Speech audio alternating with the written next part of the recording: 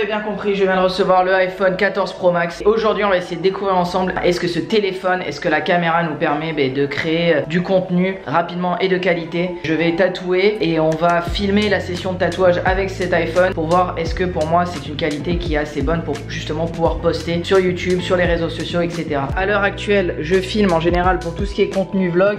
Je filme avec cette caméra ici, c'est le G7X. J'aime cette caméra parce qu'elle est très compacte. Ça me permet d'être assez furtif quand je voyage, quand je suis dans les aéroports, etc. et de l'avoir toujours dans la poche. Qui est vraiment essentiel parce qu'après, s'il faut, j'ai vraiment des caméras plus professionnelles comme par exemple le Fujifilm X-H2S qui est vraiment le max de la maxence. Ça, c'est plus pour une vibe studio ou pour du facecam, podcast, vraiment plus posé et très professionnel. Donc pour la vie de tous les jours et la création de contenu rapide, jusqu'à présent, c'était cette caméra-là. Et aujourd'hui, on va transitionner sur le iPhone, les comparer, voir qu'est-ce qui est le mieux. Donc je transitionne de suite sur le iPhone. Donc à partir de maintenant, toute la vidéo d'aujourd'hui sera filmée sur cette caméra, la caméra du iPhone. Là vous m'entendez avec le son qui est directement dans le iPhone. Pour améliorer tout ça, parce que ce qui est hyper important c'est la qualité du son quand on filme des vidéos, je vais me servir de ce microphone, c'est le DJI sans fil. Je vais le mettre au iPhone.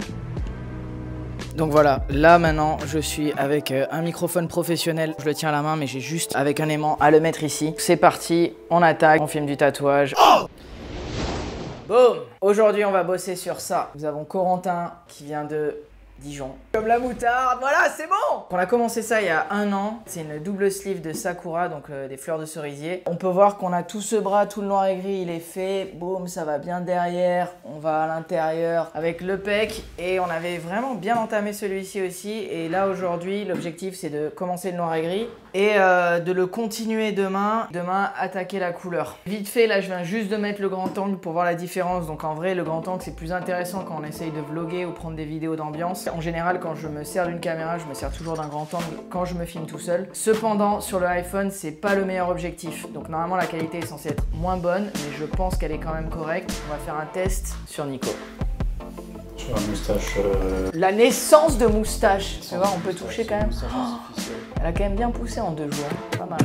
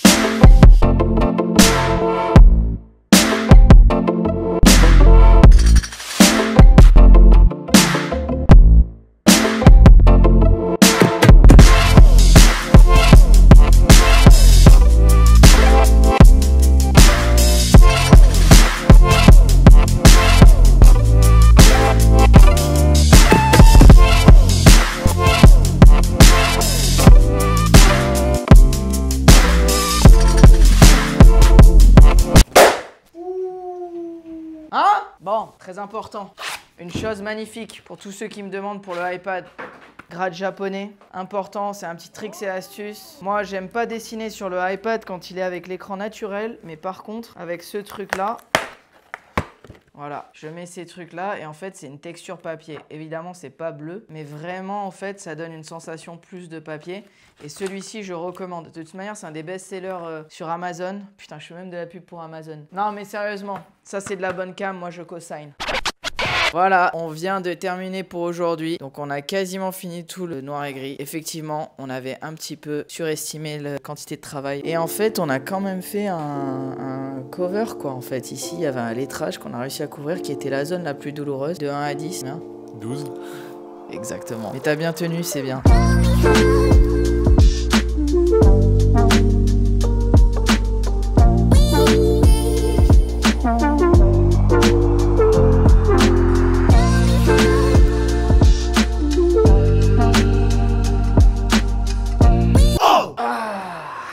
officiel. officiel, nous sommes en interview. Allez. Donc du coup, en fait, au départ, je voulais d'abord commencer par te parler, tu sais, comme je t'avais dit hier, par rapport au fait que, déjà, pour ceux qui n'ont pas compris que tu venais de Dijon, comme on avait dit dans la vidéo, comme là... Moutarde. Merci. Et en fait, déjà, d'entrée de jeu, tu es venu faire une consultation et tu t'es déplacé pour la consultation. Donc ça, en fait, je dirais que en France, il y a un très faible pourcentage de gens qui font ça, tu vois, qui se déplacent. Après, moi, je les propose par téléphone aussi, tu vois. Pour moi, je pense que quand je me suis fait tatouer et tout à Tokyo, tu vois, je me suis déplacé aussi pour la consultation. Et je pense que, tu vois, ça indique quand même beaucoup sur la mentale que tu as pour venir te faire tatouer. Toi, en fait, à la base, tu t'aurais pas conçu le fait de passer un coup de téléphone ou quoi? Non, franchement, pas du tout.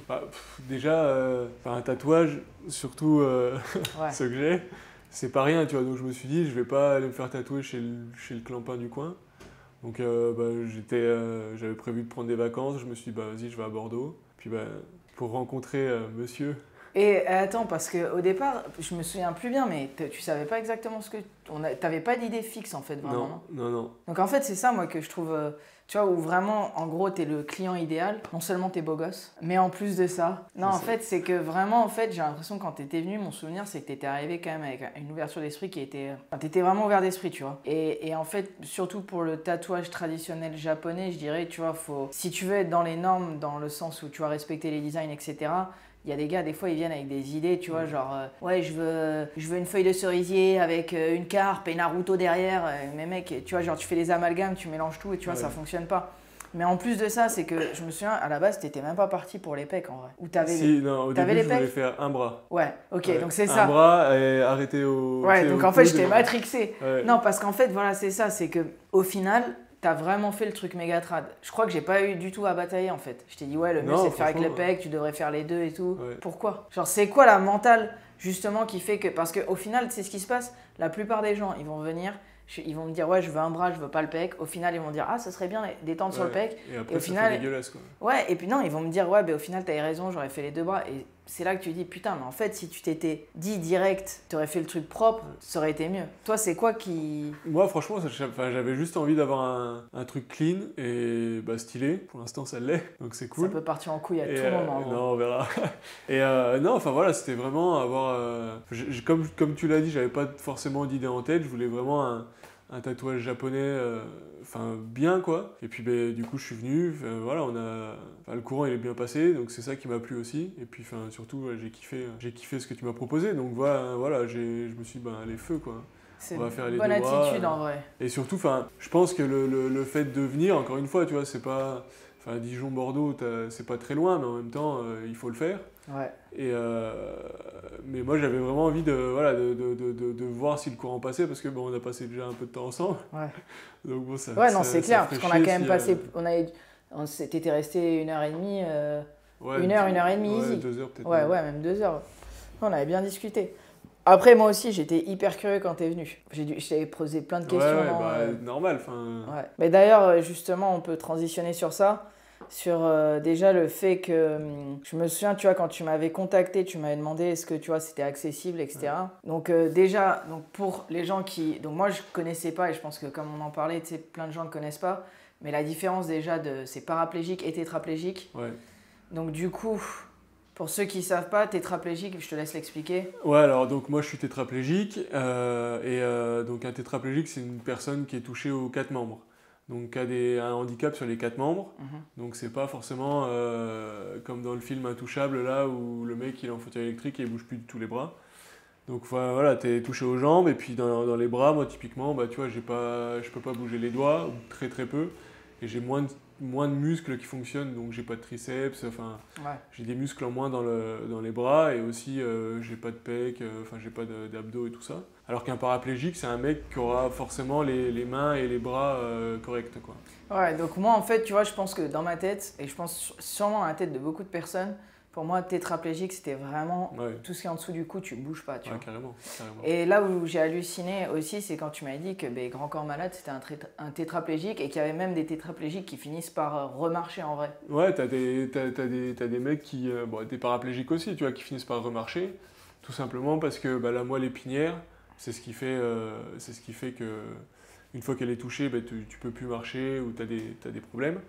Pour ceux qui remarchent, la moelle épinière n'est pas complètement sectionnée, donc ça fait que voilà, les ordres passent toujours et ils peuvent récupérer la marche ou alors mais au du moins coup, se mettre tu vois, debout, genre quoi. ça, c'est des informations, enfin, moi, auxquelles j'ai jamais été exposé, et vraiment, ça m'a vraiment surpris, en fait, quand tu me l'avais expliqué, tu vois. Ouais, c'est clair. Bah, Donc, normal. Enfin, après, c'est comme on le disait, c'est très peu connu. Et puis, enfin, du coup, on est obligé d'en parler un minimum, quoi. Mais je pense que tu vas pouvoir monter une chaîne, gros, une chaîne YouTube d'anatomie. je vais être porte-voix. Mais ok, donc du coup, alors voilà, ce que je voulais parler, c'est peut-être, je sais pas s'il y a des gens qui sont tétraplégiques qui nous regardent, et en plus, si toi, au final, tu repartages la vidéo, et qu'il y a peut-être des gens, tu vois, qui sont paraplégiques ou tétraplégiques, qui aimeraient se faire tatouer, et qui en fait sont freinés parce qu'ils se disent, ah, putain, ça va être une galère, etc. Mais en fait, ça se fait, en vrai. Enfin, franchement, tout se fait, quoi. Il n'y a Ouais. pas, enfin, il y a pas forcément de frein à se mettre. En vrai, enfin, tu viens, enfin, tu vois, moi, je suis là. Après, toi, tu c'est es facile. 100% autonome aussi, donc Ouais, mais bon, enfin, même quelqu'un qui n'est pas forcément 100% autonome, Ouais. c'est. Enfin, tu vois, là, il y a une marche pour monter. Enfin, en vrai, tu m'aides. T'as vu ses biceps aussi, gros. Même Nico et tout. Enfin, il y a pas forcément de problème. Et puis après, même sur le corps, tu vois, il y a pas. Enfin, il y a des endroits où on sent, d'autres un peu moins. Mais la réaction, au final, elle est la même que pour un valide, tu vois. Ouais. On fatigue, C'est ça pareil. c'est de ça justement que je veux parler qui est ouf en fait parce que au final et en fait tu sais ça s'apparente en quelque sorte j'avais pensé parce que quand j'étais au Japon tu sais j'ai pas mal tatoué de gens il y a des gens les Américains ils amènent de la crème anesthésiante tu vois ceux qui sont les militaires sur les bases ils viennent de la crème anesthésiante et en fait tu sais ça marche sans marcher tu vois et en gros ça marche parce que pendant un moment ils sentent pas la zone qui se fait tatouer mais après t'as tout l'aspect nerveux en fait tu vois du tatouage. Et c'est ça qui est ouf, c'est que la dernière fois qu'on s'est vu, on a fait 4 jours de rang. Ouais, on a fait. 2 jours, une pause, 2 jours. Non, la première fois, on a fait 3 jours, une pause, 3 jours. Ouais. La deuxième fois, on a fait 4 jours d'affilée. Ouais. Et du coup, tu te souviens, t'étais rincé. Ah ouais, mais enfin même. Et en fait, c'est ça qui était ouf, c'est que horrible. je te tatouais dans des zones où tu sentais pas. Ouais. Mais par contre, le corps, au bout d'un moment... Par contre, le corps, il le sent et forcément, il réagit quasiment pareil qu'une personne valide. Ouais. Et surtout, après, du fait du handicap, on récupère aussi un peu moins bien, quoi. Quand on est vraiment fatigué, c'est un peu plus difficile à récupérer. Après, moi, là, je leur mets des sessions, ils sortent plus de chez eux pendant 3 jours après. Ouais. T'inquiète, t'es pas le seul, gros. Mais ouais, non, mais c'est ouf de voir que malgré le fait que t'as peut-être pas la sensation directe, t'as quand même l'état de choc qui vient avec. Et tu vois, genre, non, même les valides, en gros, des fois, tu te fais tatouer, ça te fait pas excessivement mal, mais il y a un moment où, en fait, c'est juste que ça devient hyper irritant. Ouais, c'est nerveux, ça. Tu vois, c'est pas tant la douleur en soi, mais c'est nerveux, tu vois, genre... Le jour où Mila, elle m'a tatoué là, pendant 8 heures, là, ça m'a fait trop mal tout le temps. Mais par exemple, la jambe, tu vois. La jambe, j'ai fait 4 jours de rang aussi. Et en soi, si tu veux, pour moi, c'était pas le plus douloureux, tu vois, des tatouages que j'ai fait. Mais au bout d'un moment, mon gars, j'ai envie de lui mettre un coup de tête au tatoueur, tu vois. Ouais, non, mais ça m'étonne pas. C'est, tu sais, l'aspect nerveux de la chose. Et c'est ça qui est ouf, c'est de voir que ton corps, il y a pas toute l'information, mais il sait quand même qu'il y a quelque chose qui va pas. Il y a quelque chose qui va pas, gros. Enfin, hier, tu t'endormais, hein? Ouais, hier, je m'endormais, c'est vrai. Ok. Aujourd'hui, peut-être pas. Aujourd'hui, je vais te réveiller. Aussi, un truc intéressant, je pense que c'est vrai que, tu vois, genre, moi, je trouve ça cool. Après, tu sais, je suis pas du tout dans le monde du rugby, mais expliquer que ce que tu fais, tu vois, genre, le rugby fauteuil. Ouais. Mais du coup, en plus, la première fois que je suis venu, je venais de rentrer de Tokyo, là, des Jeux paralympiques. Je suis en équipe de France donc, de rugby fauteuil. Et le rugby fauteuil, c'est un sport... D'ailleurs, les Japonais sont très très forts au rugby. Donc ouais, c'est un sport qui est très peu connu, comme le handicap, surtout en France. Et c'est un mélange de plusieurs règles, de plusieurs sports, de foot américain, de hockey, de handball, de basket aussi. Mais c'est un sport un peu de bourrin, quoi. Même si c'est pas que du bourrin, mais il y a quand même pas mal de contacts, il y a pas mal de chutes et tout, donc c'est un sport à regarder. Exactement. Les tatouages, c'est pour faire peur. Ouais, en fait, tu t'es pris pour un joueur de NBA. Et ce qui est assez ouf, en fait, tu vois, je m'étais fait la réflexion aussi. En fin de compte, ton histoire, tu vois, par rapport à ton histoire, ton accident et tu vois, le fait que tu fasses du rugby fauteuil maintenant, je m'étais dit, c'est un peu comme un. Tu sais, t'as déjà entendu les mecs qui se font mordre par un requin, ils se font arracher une jambe et ils continuent à surfer, tu vois. Ouais. Parce que voilà, pour ceux qui, forcément, vous connaissez pas son accident, mais lui, en fait, c'est arrivé en faisant du rugby. Ouais, Donc, tu as quand même gardé la passion du rugby et quoi qu'il arrive, tu t'es pas dit, ouais, le rugby. Je sais pas, tu vois, genre, tu pourrais avoir la haine envers le rugby et dire c'est de la merde et tout. Et... Non, bah après, bon, c'est vrai que le sport ressemble pas trop au rugby, mais j'ai toujours gardé la même passion pour le rugby. Et puis, de toute façon, si j'ai eu mon accident au rugby, mais ça aurait très bien pu arriver en bagnole, en me faisant taper en traversant une route. Enfin, il n'y a pas. Ouais, mais tu sais, des fois, avec moi, en tout si cas, t'as j'ai de la pas gardé de frustration, haine. de la colère et non, tout. Après, pas du tout. bien sûr, ça ressemble pas au rugby, mais c'est quand même ce qui s'approche le plus que tu peux faire en fauteuil Ouais, au carrément, rugby, tu vois ce que je veux dire? pour moi, en tout cas, ouais. Ouais. Donc, je dirais que tu sais, ça ressemble limite plus à du basket en vrai, quand tu connais pas. Du foot américain Ouais, aussi. foot américain. Mais au final, tu pourrais faire quoi qui ressemble plus au rugby, tu vois? C'est le truc. Ouais, il n'y a pas grand-chose. Donc, Surtout pour les tétras. Ouais, oui, pour les tétras, c'est chaud. chose. Bon, c'est cool. Ben voilà, vous avez un petit peu pu découvrir Corentin. On fera d'autres vidéos ensemble. On a préparé des trucs. On aura des surprises pour les dernières sessions. Et voilà. Et si je pense que justement, s'il y a des tétraplégiques qui nous regardent et qui sait, s'il y a des personnes qui ont eu un accident récemment, moi, pour avoir passé quand même pas mal de temps avec lui, le gars, il est fly, quoi, tu vois, genre, donc je pense que c'est vraiment un bon exemple de comment vivre bien en étant tétraplégique. Et quoi d'autre, t'as un message à faire passer? Non, déjà, bon courage à moi parce que Non, mais toi, je vais c'est en bon, chier. tu vas tenir. Mais non, ouais, en restant sur le fait des accidents et tout, c'est pas parce que, ok, la vie en fauteuil, ça peut être relou, parce qu'il peut y avoir des aléas qui sont relous, mais malgré tout, la vie continue et il n'y a aucune raison d'arrêter de vivre pour ça, quoi. Donc ça peut peut-être être un peu le monde des bisounours, mais franchement, faut y aller, quoi. Faut y aller. En tout cas, moi, en ayant passé tout ce temps avec toi, quoi, ça m'a vraiment, tu vois, genre changer la vision, tu vois, de ce que ça peut être. J'ai l'impression, pour beaucoup de personnes, en fait, tu vois une personne en fauteuil roulant et tout, tu te dis, ah putain, c'est chaud et tout, tu vois, genre, ça l'est, tu vois, forcément, parce que tu m'as expliqué tous les trucs qui étaient galères et tout, ça l'est, tu vois.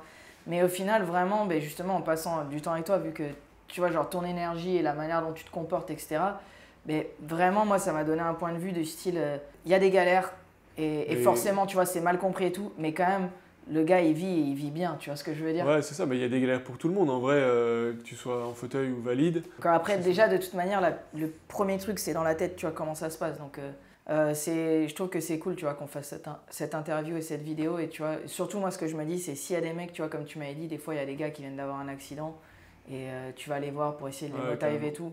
Et je me dis, si jamais, il y a peut-être même ne serait-ce qu'une personne, tu vois, qui peut-être sort d'un accident et qui te voit comme ça, en train de t'enjailler, deux beaux gosses comme ça, tu vois ce que je veux dire, tatoués, et ça peut lui mettre un peu de baume au cœur, c'est que voilà, de toute façon, il y a de quoi vivre et c'est vraiment cool. Et nous, on a des surprises, on préparera des vidéos, il va avoir des trucs intéressants, donc voilà. Ton actualité pour le rugby, tu retournes au Japon, on va se rater. On retourne au Japon donc fin janvier. Ok. On va se rater, mec, je te ramène dans les meilleurs trucs de sushi, gros. Tu me donnerais les adresses. Non, c'est mort. Et donc ouais, Japon. Après, on a les championnats d'Europe au mois de mai à Cardiff, au Pays de Galles. Championnat du monde, Coupe du monde à Paris au mois d'octobre. Si t'es dans les coins, tu me diras. Je vais venir avec un t-shirt. Et puis après, on prépare les Jeux paralympiques de Paris en 2024. Okay. Ouais. Bon, c'est cool. Les gens, s'ils veulent te suivre et que justement ils veulent s'intéresser un petit peu au rugby fauteuil, c'est où qu'ils peuvent... Pour s'intéresser au rugby fauteuil, il y a pas mal de possibilités. Mais il y a mon Instagram, petite pub. Attention les filles, il est déjà maqué. Ouais, c'est exactement ça. Non, donc il y a mon Instagram. Bon, tu le mettras je le mettrai dans la description. Et puis après, il y a la page aussi Insta de France Rugby Fauteuil, donc de l'équipe de France de rugby fauteuil. Il y a pas mal de clubs en France, donc moi sur mon Insta il y a tout, et puis bon, de toute façon je partage que des trucs de rugby et de tatouages quand je suis là. Tu prends des photos de mes pieds que tu mets en story, le mec il fait les photos les plus louches. Bon, nickel. Bon, ben vas-y, on va se mettre au taf, gros. Allez.